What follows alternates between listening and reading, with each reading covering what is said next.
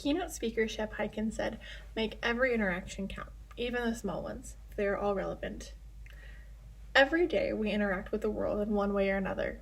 Different interactions have different meanings, along with the value that we place on objects and symbols. As a sociology major, it's important that I look at all aspects of interaction. Improving communication between oneself and the world has been an interest of mine for quite some time, and that has led me to many great conversations and studies with different professors. Using and understanding the why that people place values on different objects, one will be able to notice the value of different symbols within other cultures that they are able to interact with. Combining our present knowledge and the knowledge of the theory that I will present to you, one will be able to understand more of why they place value on the things that they do, as well as have compassion for the other cultures of which they might not understand entirely their customs or why they do the things that they do, which is what the symbolic interaction theory does. It just gives a little explanation as to why does this culture do what they do? Why do they hold this value? So I will be going over the symbolic interaction theory in a little more depth, and also be going over different aspects of it, such as physical gestures, cultural signs, interpretation and value, and language and verbal interaction. Symbolic interactionism examines the meanings emerging from the reciprocal interaction of individuals in social environments. When we're driving and we come across a stoplight, we hopefully know that red means stop, yellow means slow down, and green means go. These different symbols have a meaning to us that causes a reaction. And so, knowing that, we are able to know that symbolic interaction looks at different individual and group meaning making, focusing on human interaction instead of large scale groups. Sometimes using words and symbols is just not quite enough, and so therefore we will often use nonverbal communication. So these physical gestures, they might include shaking hands, waving, and even giving a thumbs up sign. Did you know that if you give the thumbs up, which is often known for giving approval or saying good job, that actually in Iran, if you use that, it's the equivalent of giving the middle finger. So it's important to know which country and which culture is where you're using your different gestures. Did you also know that there are 5 basic emotions? Fear, surprise, happiness, anger, and disgust. So if you use any of these anywhere, people will know what emotion you are feeling at that time. A smile typically means that you're happy. Furrowed brows could mean you're a little upset. And if you raise your brows, it might show some surprise. Being aware of what gesture that we are using, we're able to look at other people and being able to see more of their emotions in the conversations that we're having, and can often reveal more than what is being said.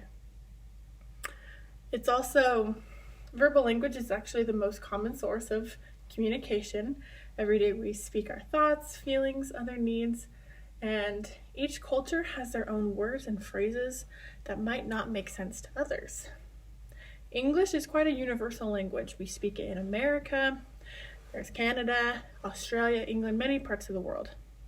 And so different words could have different meanings. A cart could also be a buggy, pants, trousers, apartments, flats. They all mean the same thing, but there are different words. If we aren't aware of these words, there could be a lot of miscommunication.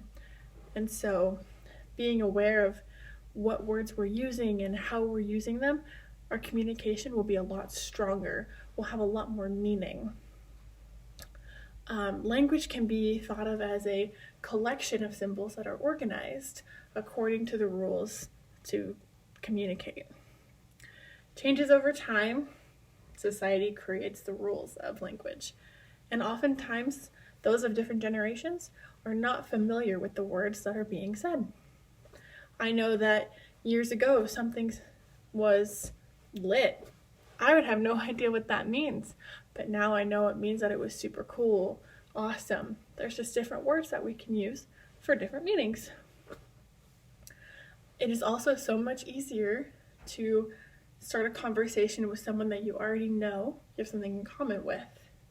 So different symbols create connectivity between others. Looking for cultural signs, such as LDS culture, we have temples, we have the angel Moroni, we have the scriptures, we have CTR rings. I hopefully think that we can all kind of relate to that. Now, when it comes to phrases or words such as vicuña or ceviche, Inca Cola, do any of those words have meaning to you? If they do, fantastic, because they have great meaning to me. They're all culturally relevant words from Peru. That is where I serve my mission, and that has so much meaning to me because I was able to interact with that country and their culture every single day. And also, being an American, if I look at different symbols such as the White House, bald eagle, American flag, I can identify with my nationality and maybe even feel a sense of pride. Looking for different signs can create opportunities to start a conversation and begin to understand what they mean, creating more chances for connection.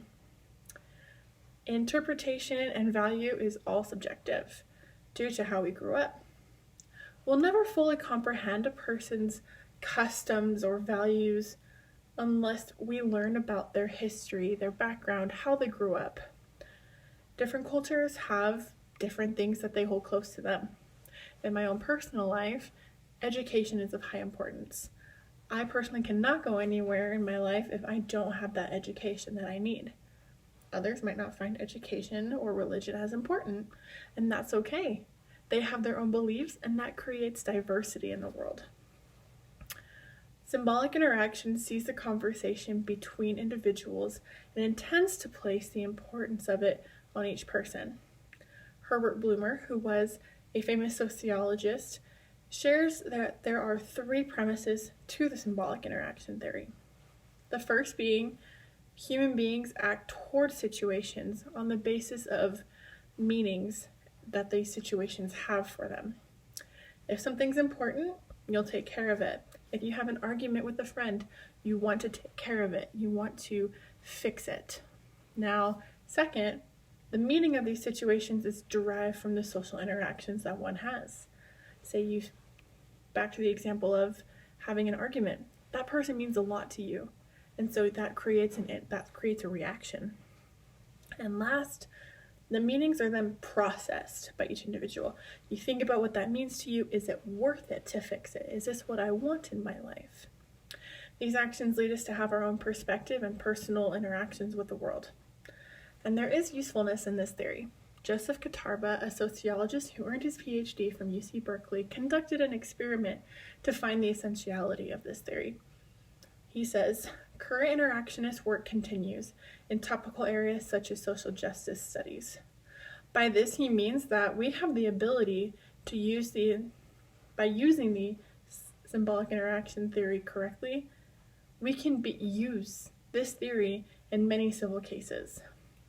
So, as mentioned before, the symbolic interaction theory explains the relationship and value of each individual and their interaction with the world, using different aspects such as interpretation, value, language, verbal interaction, and physical gestures and different cultural signs.